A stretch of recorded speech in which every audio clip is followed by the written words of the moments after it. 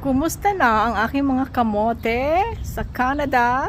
Ayan sila, oh, tumutubo na. 3 days na ito, guys, oh.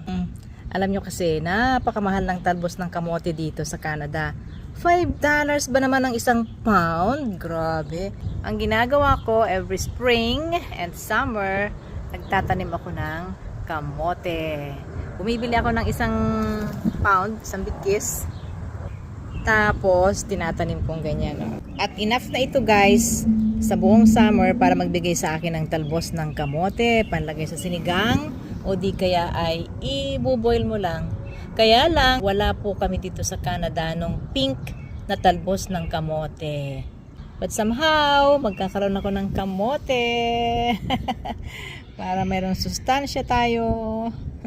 Mula sa aking garden sa Toronto, Canada. Si Ate Menchi po ito. Thanks for watching.